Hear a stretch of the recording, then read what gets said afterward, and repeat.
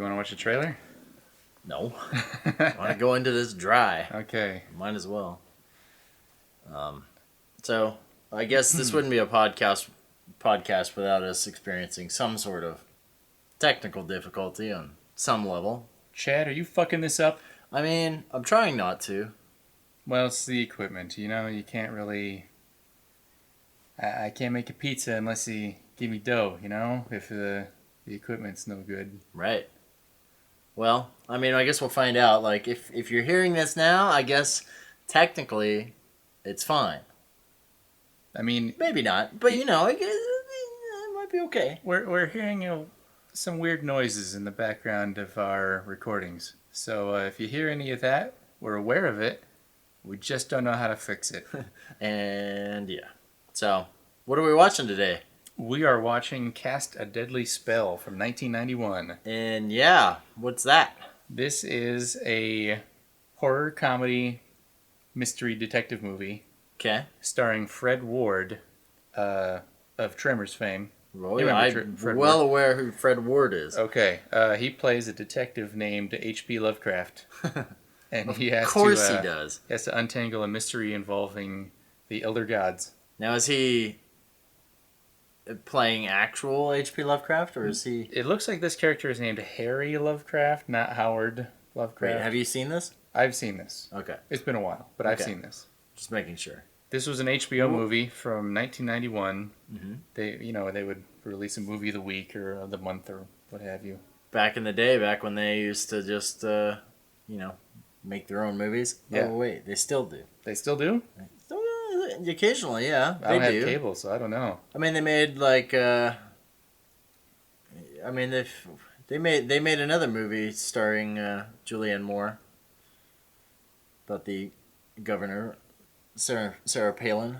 Oh yeah. What was that called? I mean, they still make them from time to time. They made one called Recount. That was another political thing. Right. Yeah.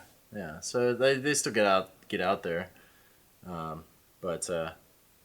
I mean, at the time, I feel like they probably made more then than they do now. I think so, as, yeah. Movies are concerned. They were a lot cheaper to make, I think, back then. Yeah. I wonder what the reasoning was, like, at the time. Because, like, did you have HBO growing up? Yes. See, I never even had cable in our house, so HBO to me was like this mythical thing that existed that rich people had. Rich people. Yes. That's what we were. Total rich people. I mean, if you could afford HBO, how much was it back then? It was like... I don't know. I was a kid. I didn't pay for it. It just seemed extraneous and large. Excessive. And that, too. Yeah. I mean, like, when I was a kid, we had the cable box with all the physical switches on it to choose your channel. Mm-hmm. Yeah. It was like we didn't have a real remote. I mean, it was like a clicker box thing. Kind of wish I had that. We had a satellite dish, like an actual satellite dish in the yard. Like a big one on the ground? A big one on the ground that, not like today's bullshit satellite dishes where you've got... Fuck those satellite dishes. You know, they don't even move. Ours would we had to rotate it, aim it. Wow. So we actually had to find the degrees of where a satellite would be traveling and aim it at the satellite. And then as the satellite would travel... Our signal would get weaker, so we'd have to kind of adjust it and follow it. Adjusting the thing out in the backyard at night. We used to get all the Simpsons episode a week early because we would be intercepting the feed from the network to the smaller stations across the country. So I would just get like 5 hours of... Like they were just delivering the show to the smaller stations and you were getting it too? Yeah. Like those smaller stations weren't airing it. No. They were just getting it for later. They were getting it for later. They were recording the live And this is right? how awesome our satellite dish was. It still exists at my dad's house, but the motor's long since burnt out. You know, don't talk to me about like rich people anymore. I mean, it came with our house. We bought the house, and it came with the house. So. No. And this is Colorado, so you know. Gee, if it came with the house, no big deal. Yeah, but anyway, I mean, it would take me like a half an hour to find a channel. I'd be looking outside and watching it slowly move. And you could hear it. It sounded just like that. Just traveling slowly until you'd finally maybe catch like a perfect affair for like 5 minutes. on Was the it ever a original thing, Fox before things went south. like, does the dish tilt up and down and left and right? Yeah. So was it ever a thing like you would be going left to right, it would get better, but then start getting worse? So you went, oh, no, let's go back, and now we have to start going up and down? Yeah. You have to, like... It was a pain in the ass. It was like not. playing Battleship, It was sort not of. efficient. There's a reason why they didn't let the layman play with this stuff. Yeah. Because I mean, I was in the prime of my technical abilities, I guess, as a a 12-year-old child who. Well, yeah, you had time to, like, play around and figure that stuff out. Tear his Nintendo apart, and all that stuff, and So this was kind of fascinating for me, and I would have drowned you in the friggin' bathtub if you just took apart the Nintendo one day. That stuff was expensive back then. That was like a $500 machine. I mean, and $500. I mean, the greatest day of my life was when I found the Bartman video, and it was like 12 hours of nothing but Bartman on loop, being sent to the stations, along with commercials for the Bartman that were like 10-second spot, 15-second spot, 20-second spot, 30-second spot. What was the Bartman? The Bartman video from Simpsons? That was a music video? Come on, do the Bartman. I remember that, sort of. I remember having like a Simpsons cassette. It was like an album full of songs. The Bartman was on it. Yeah. But it had a video. I didn't know that. I don't remember that. It had a video. It might have had the video first and foremost, as far as I know. But anyway, long story short, we didn't have HBO because HBO didn't broadcast out on any satellites I could find. It was cable. It wasn't satellite. Difference. Traveled over physical cables. Right. Yeah. Well, I'm sure that... Yeah, maybe that's true. I guess they're not exactly broadcasting it to other HBO networks. Right. It's only, going straight to the cable companies. So anyway, what how did you find this movie? I remember seeing it when I was a kid, but I didn't remember the name. The thing that reminded me of it, years later, I think still in the 90s, they made a sequel to this movie that maybe we'll watch at a later time. They made a sequel to this? They made a sequel to this called Witch Hunt, starring Dennis Hopper as the Fred Ward character. Wait. And it's fucking weird. They have Dennis Hopper's in the sequel as the same character. Why didn't they just get Dennis Hopper to begin with? I guess this 91 was probably his weird period where he was cast in these weird-ass movies. We could hold a seance with the Ouija board in the other room and ask him. I mean... But maybe. Who knows? Maybe they wanted Fred Ward for the sequel, and he was unavailable. So they went, let's get some fucking star power. Let's get Dennis Hopper. Can we talk about Fred Ward as a star? I mean, I know we'll talk about this in Plentiful later, but... He was great in Tremors. What's that other one? Remo, was this before... Remo Williams, The Adventure Begins. I think that's so this would have been after Tremors. Was Tremors 90? Well, actually, it would have been about the same time because... Around the same time. I mean, I remember seeing Tremors in 90, so I think it was about there. Let's just look it up here. We got it on our big screen. Not tennis. Tremors. My autocorrect is not... Mark is using his cell phone as a mouse right now. On the TV. On the TV. Like I'm from the fucking future. 1990. Tremors 1990. So this was like a year or so after Tremors, unless they filmed it before then and only released it because of Tremors. I mean, I would imagine that even still, Fred Ward was acting before all this anyway. He's always been one of those character actors. Like he's played a lot of recognizable... Is he still doing stuff though? Because I feel like I haven't seen him in a long time. I think he is. He had his place like so well like situated in the 90s. But I feel like I haven't seen him in so long. He's been in something recent, I thought. Oh, he was in True Detective. He played Colin Farrell's dad, the retired cop. Jeez. That was the last thing I saw him in.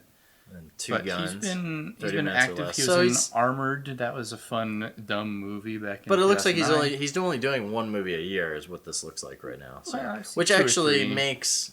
some TV here and there. I mean, if you don't have to, then... I guess that's what you would do. Right. He's like a working actor and only working when he has to. I'm sure he's got some good residual checks from everything he's been in. He was in The Right Stuff. The Player is a movie I wanted to watch at some point. Yeah, that'd be fun. I haven't seen it. I think I Got a Blu-ray over here.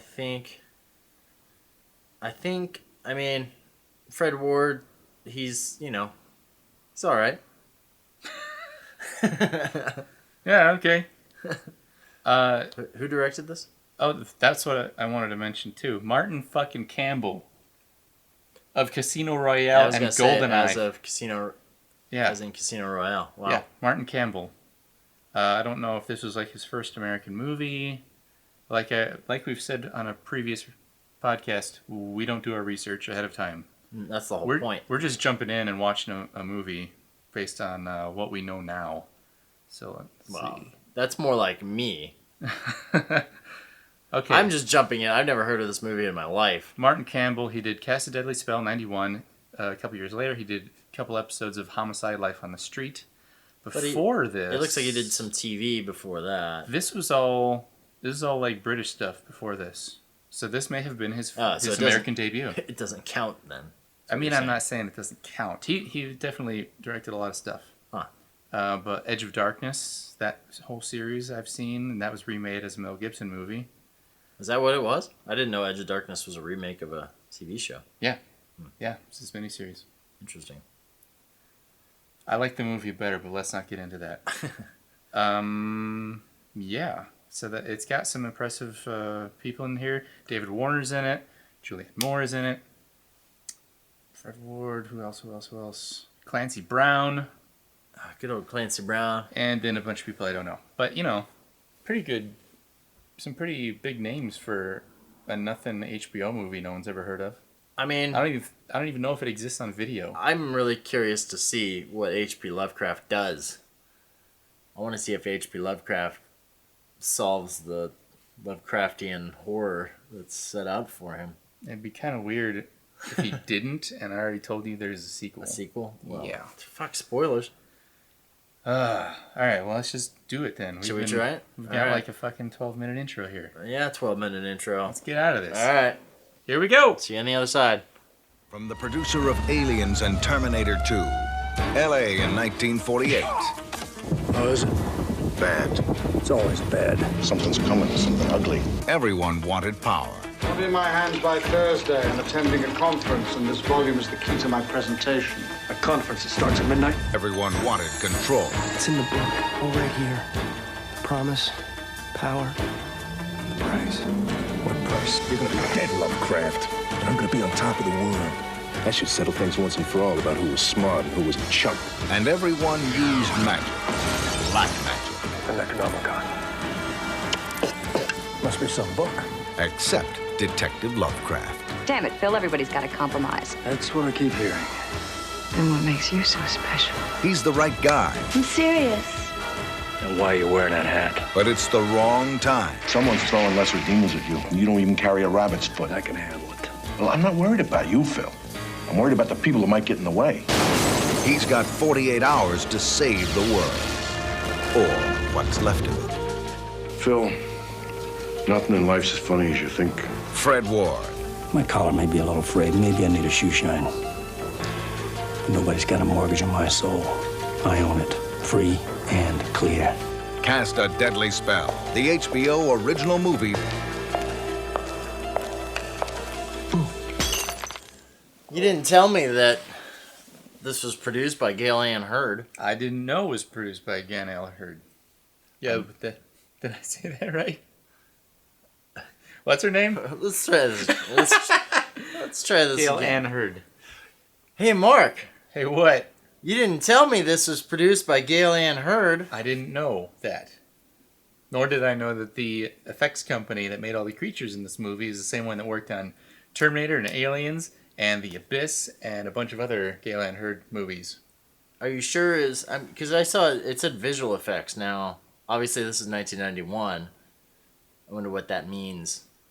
Yeah, I don't know. I don't know if they're the ones who... Are they the ones who did the shitty lightning strikes? Hmm. You know? Wait, are you talking the Because credits on visual this movie? effects and special effects are different. The creatures were by that company, it said in the Oh, opening really? titles, yeah. Interesting. Yeah. Like, I'm sure all that stuff in The Abyss and T2, that ILM was involved in a lot of that, like the famous stuff, like the water tentacle in The Abyss. These guys didn't do that. No. But they probably built like the robot ROVs or something. I don't know. Okay, so you want to talk about how zany this storyline is? Okay, well, like a lot of detective stories from the 40s, like Raymond Chandler type stories, Sam Spade, there's a lot of characters, there's a lot of twists and turns, and it all revolves around sort of a MacGuffin. The Necronomicon, in this case. Is the MacGuffin? Isn't that the opposite of a MacGuffin, where you know what it is? Well, true. A MacGuffin is like a thing that's not really important to the story, Yeah. but everybody is after. Right. The Necronomicon in this case is very important to the story because they're going to raise the elder gods and bring them back to Earth. Yeah. It's such a strange movie. I understand completely why this was not a regular release. Although, you know what? I mean, this era has so many strange movies like this that have just kind of like been lost in time. Mm-hmm. Like this clearly has been lost in time. Yeah. We were looking to see if it's been released on DVD. Apparently, it sort of has. Like, well, it looked like it's hard to find. $20 you can get it. It looked like old Harry in his mom's basement stole the same rip that you have and put it out on the DVD. Right, like the cover it design probably looks terrible. Yeah. I wanted to mention this earlier. My passion project now with my life, I'm going to go and find the original prints of this movie. I'm going to restore it. I'm going to put it back together in 4K, clean it up, make it perfect, and release it on the world. I think people should see this movie. Well, there's it's funny that you mentioned that because I actually brought that up at work the other day about like if you could find these movies or these prints or something and just get a beautiful scan and then just clean it up, like there's some value in that. I mean, this movie, as strange as it is, would definitely have an audience today because of the Cthulhu aspect of it. And just the magic. We should talk about like the whole environment of this movie. Well, what is the environment? Because you've got, as far as I could tell, there were 3 different environments. There was the noir. Yes. The classic noir 1940s tale. Los Angeles, yep. Yeah, it's set in 1940s Los Angeles, but it's set, it's a noir because of that. Mm-hmm. But also just the character archetypes are there from a noir. Yes. You got the femme fatale, you got the moody detective, always with the wisecracks. You got the club owner, who's sort of a mafia boss type. But then you have this sort of almost Jim Henson / Tim Burton kind of magical, goofy atmosphere to everything. Yes, because within this 1940s Los Angeles world, everybody uses magic. They say that numerous times throughout the movie. Everybody uses magic. Everybody. Except for Fred Ward. Except for Philip Lovecraft, who considers it sort of cheating. He thinks it makes everything too easy and people don't have to work as hard as they used to. Basically. Is it because his last name is Ward? I don't know what that means. Dad joke. He's warding off the... Oh, God. So... But yeah, okay. He says, like, he doesn't use magic because he still has the mortgage on his own soul. Right. He doesn't owe anybody anything. But that kind of stuff, like, doesn't exist in, like, a Lovecraftian... No. In Lovecraft books. No. I mean, there are some characters, whoever happens to have the Necronomicon in his stories is reading it and learning arcane knowledge and stuff. But no, there isn't just everyday magic. Like, people in this movie are mixing drinks at the bar with floating glasses and bottles in front of them. There was luggage floating through Union Station, things like that. It's always there in the background. It kind of had like a little Harry Potter aspect to it, like the way that people would just use magic to kind of carry their suitcases. Yeah, why not make it easier? Or light a match. I bet J.K. Rowling stole that from this fucking movie. Totally. She doesn't have an original thought in her head. Yeah, I mean, it's just kind of a goofy movie, though. I mean, there's like gremlins. Yeah, literal gremlins, like in Looney Tunes. The guy's trying to fix his car, but he's like, man, No, it's not the carburetor. It's these goddamn gremlins. Yeah, there's gremlins like in the engine when he opens the hood. They look a little bit like the evil gremlins from the movie. Kinda, Gremlins. yeah. A little bit. They got the big ears and they're sort of reptilian. He pulls out a shotgun and tries to kill some of them, and ends up blowing his house like in half. Like, Which apparently is constructed mostly out of balsa wood. right. Pow! Everything shatters. Which, meanwhile, Fred Ward doesn't even care because he's the stereotypical main hero of a noir, which is always very kind of like stoic and He's got to like, be removed from that stuff. He never gets too involved in other people's problems. right. Except the one that he's hired to So solve. yes, so yeah, at some point Fred Ward is hired by David Warner from Tron. Yeah, he's been in a lot of stuff. He played Jack the Ripper. I'm sure he wouldn't be happy if we just say he's from Tron. He's probably like, man, this is a fucking movie. I am from England, damn it. I'm not from Tron. Yeah, he hires Lovecraft to find a missing book that some guy stole from him. And this guy was also after his daughter's honor, which he is trying to protect. So it's sort of a two-pronged thing there. Yeah, his daughter's honor because she's a virgin who hunts unicorns. And there's not... I guess she's the last one, we learn later. The last of the unicorn hunters. Really? That's what they say. Well, don't they also say that in order to hunt unicorns, you have to be a virgin? Yeah. Yeah. Yeah. It's so he's hired basically to find the Necronomicon and to protect And the this guy who dude's took daughter. the guy who took the book. Protect my daughter, make sure she stays a virgin. Plus find this book. So it kind of like the two of those things together, usually a red flag would go up like, oh, maybe is there some virgin sacrifice in our future? Like, No, couldn't be. Come on. She's just a unicorn hunter. I guess they have they're lousy with unicorns in this part of town because she's just spending her days hunting them. I don't know. I mean, that's the first time we see her. She's on horseback With a bow and with arrow. a bow and arrow. Yeah, chasing down a wild unicorn.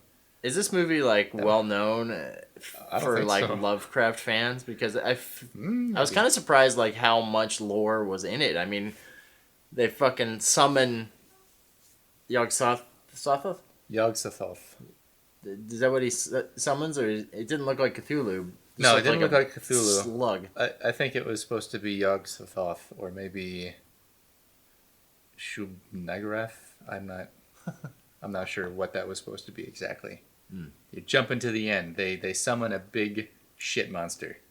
That's basically what it looks like. Well, we have this thing ripped off a VHS copy. It's super compressed. It's super blurry. It's 4x3. It's 4x3. Oh, heavens. 4x3. Another thing I would correct with the original negatives, you know? Right. So it's hard to see the details of the monster, but in some ways, that can only help it because this was 1991. It wasn't exactly a renaissance for animatronics or anything. And I think I could see some of the strings pulling the floating objects in this movie already. If it was in crystal clarity and hadn't been digitally removed, that monster would have looked even shittier, I think. I mean, I couldn't. If you squinted, you might make out some sort of object. It had a face. Did it? It had a mouth that ate a guy. Yeah, it ate somebody. So yeah, the mouth, and here with the eyes up here. It showed a close-up of the eye opening. Of course it had a face. What are you talking about? So, okay, not knowing anything about this movie coming into it, there's a couple movies from this era that were produced like by studios or anything. If they weren't directed by someone who really had a solid visual sense of storytelling, they always seem to fall into the trap of just feeling like a studio production of the era. Just it feels so like you can almost predict the angles as they come because it's such a machine of how this kind of a movie was produced. You're saying you saw that here? I'm saying it, yeah. It felt like that. You see that in that era. It had a lot of like basic TV coverage. Yeah. Like the stuff you just get because you know you need it in the editing room. And it wasn't a lot of like, no, we're going to do this all in one shot because it's going to be perfect that way. But it wasn't like it was bad. It was very interesting. That we were talking about how I would love to see this like with a nice, beautiful scan and see the colors and the details, because I'm sure there's some in there, and there was definitely craft put into this. Mm-hmm. I think they were trying to give it a stylized look, so it really does feel like, oh, here's like the eye light on the main guy we're looking at, and our two people talking are lit fine, but then the background totally drops off into darkness. Like you could see some budgetary restraints. I wonder how this movie would look in black and white. I don't know. Maybe something else. I'll release the black and chrome white edition. Version. Yeah, it'll be like The Mist. How you can watch the black and white version of The Mist. Yeah, yeah. Speaking of, that's kind of a similar movie, actually, in a way. Sort of, yeah. I'm gonna write Martin Campbell a letter, and see if I can get the negatives to handle all this myself. I'm sure no copyright holders will need to get involved or anything like that. This is gonna go great for me. I'm surprised. Like the cast was decent, you know. Like we were talking about Fred Ward before. He's not exactly an A-lister now, you know. You've got Julianne Moore in this movie, who's clearly the most successful actor in this whole bunch. Yeah, and she doesn't sound like herself. She's that young. Like her voice changed over the next few years. She's still got that trademark Julianne Moore voice. It's there. It's there, but between her younger age and she was trying to put something on to be like a dame from the 40s, that sort of a voice. Just a little bit. Between those two things, I was like, dang, if I wasn't watching this, if I could only hear that, I wouldn't spot her voice. I almost didn't even recognize Clancy Brown. Really? The first time. Well, I recognized him in the background out of focus. Well, it was the first time I ever saw him without, I guess, with color in his hair, because it looks like they dyed his hair brown. Because he's older now and he's always got white hair. I mean, he has been kind of thin up top for as long as I remember. And he looks pretty young here, like he doesn't have, you know, the passage of time has not hit him yet. And, you know, I guess this was a few years after Highlander. This would have been 3 years before, I guess 3 years before Shawshank. I think Shawshank was 94, 95. Was it 94? 94, I think. Let's say 94. Yeah. We don't research here. We're guessing. Why would we? Yeah. I'm curious how much earlier, like how many films Julianne Moore had been in before this. Because we were talking about the movie Safe. Todd Haynes' movie Safe with Julianne Moore came up in the middle of this just because it was the only other thing I could think of that I remember was like a breakout seeing for her. Yeah, it was a breakout, and that was 95. That was 4 years after this, yeah. So how did she get cast in this movie? So she must have been around for quite a ways, yeah. GALE ANNE HURD, I mean... was GALE ANNE HURD not a big deal at that time? I mean, they were about to release Terminator 2. She was. I wonder... Was Terminator 2 90 or 92? I think it was 90. It was 91 or 92. It was at the same time or after this movie, for sure. So they were in pre-production at least on T2. Yeah. I'd be curious to see, like... And I don't know, like, when James Cameron and GALE ANNE HURD got divorced, too. I don't know if she branched off. I assume she was producing other things during their marriage, but maybe not. You know? Yeah. Don't know. Did she produce Tremors? Do you know? Good question. I don't think so. Because that would be an odd coincidence if she produced Tremors, which starred Fred Ward, just like this, which used the same physical effects company as this. I don't know. We'll have to look into era, that's for sure. Yeah. Did you like this movie? Yeah, I like it. I enjoy it a ton. I mean, it's not like a 10 out of 10 or anything. I mean, this movie to me, like, totally enjoyable. It's if I were to pick a movie that defines you, this about encompasses everything, because it's got a lot of shit I like. You love noir movies. Yes. You love the detective, the stoic detective characters. And I like noir comedies. I made one in film school. It's true. This has comedy elements, sort of. And I mean, Lovecraft, that's a whole other thing. It adds to that. So yeah, Lovecraft the whole magic element. It's not like I'm into magic and sorcery, but who is in real life? I don't know. But it's like it takes this real world and puts all these fantasy elements on top of it, and it sort of sees what happens. Mm-hmm. Yeah, I really like how all those things come together. Have you seen the sequel to this? I have seen the sequel. It's a bizarre movie. Good? It's not as good as this. Not as good, but it's still good. I don't know. It's no, I guess it's not very good. It's not very good. And you said Paul Schrader directed that? Paul Schrader directed the sequel to this called Witch Hunt. What the fuck? Yeah, Paul Schrader. Where did these movies come from, and where did they go? Like, I don't know. Like, it's not like Julianne Moore's like not a big star these days, or even Clancy Brown or Fred Ward or David Warner. I mean, and Martin Campbell having done Casino Royale. You'd think this movie would be out there somewhere, unless that's exactly why it's not. Right, because all those people are going like, I'm never talking about this movie again. No, not that movie. Maybe it's a cursed production. I didn't hate it. I enjoyed it. I would have to say that I think my final opinion would have to be decided after seeing this in the way it was supposed to be presented, you know, at a higher quality. No.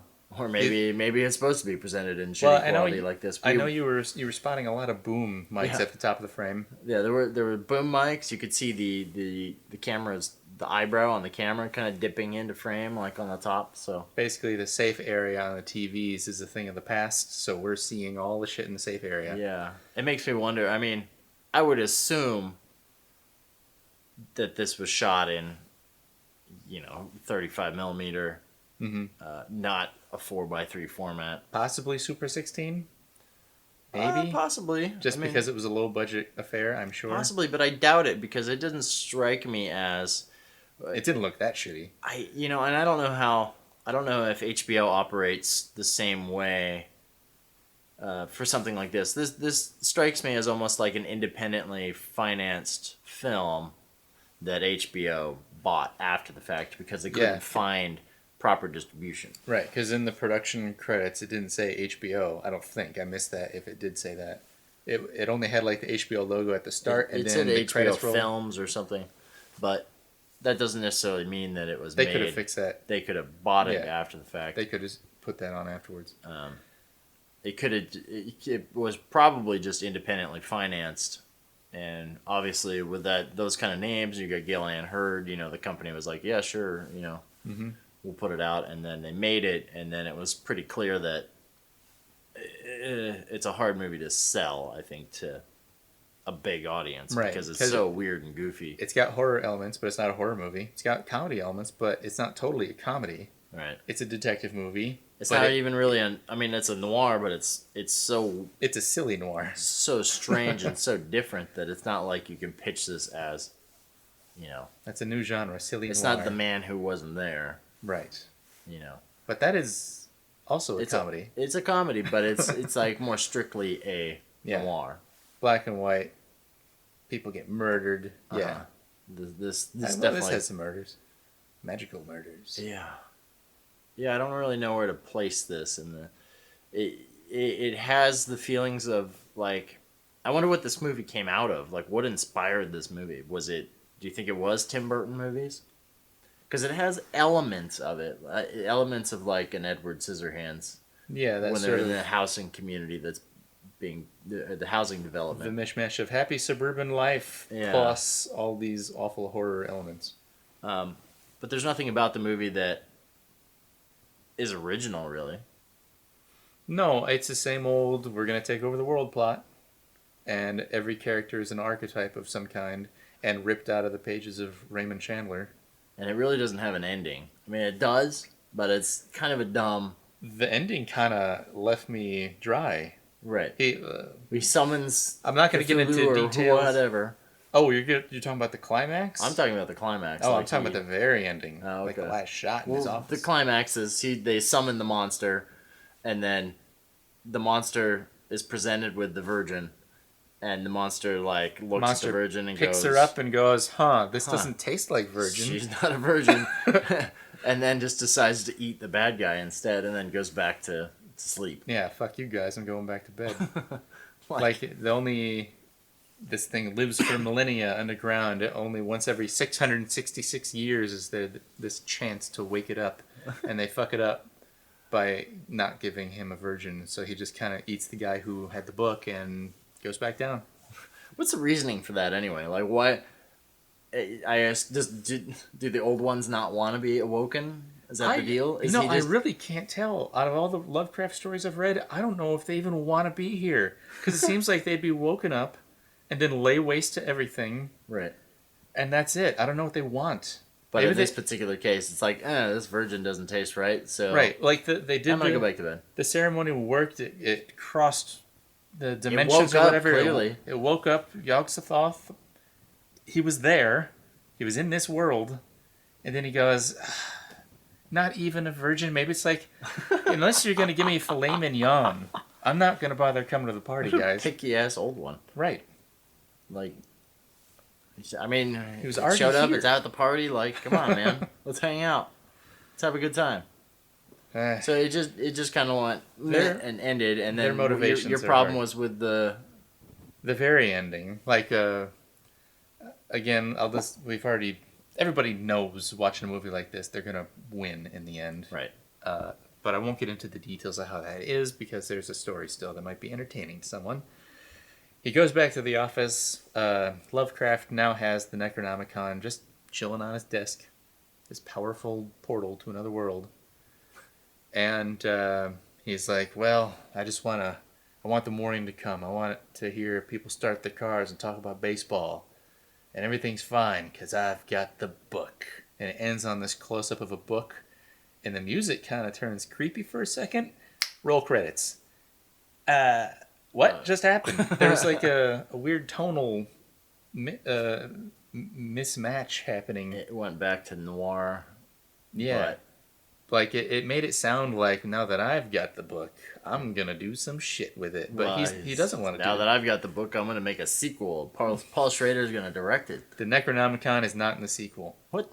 I know, right? I mean, so is it just like this weird serial that just kind of jumps off onto another story? Yeah, exactly. He's a little older, still doesn't use magic. And none of the actors are back? Nope. Not even Fred Ward? Nope. No, he's Dennis Hopper now. Oh, that's right. Dennis Hopper replaced him. What the fuck? I mean, maybe it is a movie that nobody had a good time on. And they were just like, no, why would I do that again? I didn't sign a contract, assholes, at HBO. HBO must have... People must have loved this or something. Like, I mean, obviously, I was too young to really have heard of this. It must have gotten good enough ratings on HBO for them to make the sequel. Yeah, it's not like Paul Schrader was just like, I'm a huge fan of Cast a Deadly Spell. I wrote this movie. Let's make it HBO. That's not his style, I don't think. Yeah, who knows? I don't know. But you can bet, as soon as we're done recording, I'm going to go on Twitter and see if any of these names on screen are on Twitter. And I'm going to ask them about Cast a Deadly Spell. And they're going to block you immediately. Maybe. And then I will be back next episode to report on that, if anything happens. Well, let me know how that goes. Okay, I will. First thing. Later. Bye.